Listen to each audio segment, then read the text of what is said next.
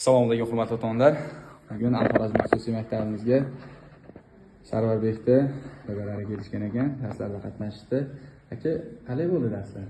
Assalomu alaykum. Avvalo xursandman, kirdim, o'zim qatnashdim. Ozgina bo'lsa ham bolalar bilan o'zim ham dars o'tdim bolalarga. Bolalarda fikrlashi zo'r, savollarga zo'r javob berishyapti. Boshqa maktablardan farqi shuki, ancha bolalarda kreativ fikrlar, ancha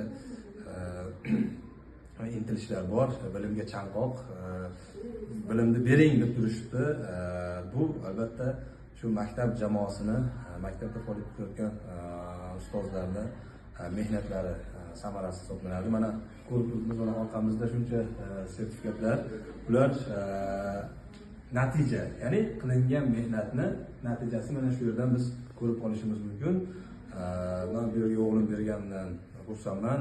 Zo'r bilimlar berishyapti o'qituvchilar. Jamoaga, ishlariga muvaffaqiyat. Bundan keyingi ishlariga albatta shu mehnatlari natijasida yurtimizga naf tegadigan, foydasi tegadigan bir yoshlar bo'lib yetib chiqishga umid qilaman. Rahmat, salomat bo'linglar. Qolganlarga ham tavsiya berasiz? Albatta, qolganlarga ham tavsiya beraman. Al-Xorazmiy maktabi viloyatimizdagi eng zo'r xususiy maktablardan biri. Albatta, ota-onalarga farzandlarini berishini taklif qilaman va tavsiya qilaman. Salomat bo'linglar. Rahmat aka, shunday tashriflaringiz ko'payib bo'lsin. Siz bilan ishlab turganingizdan xursandmiz. Rahmat.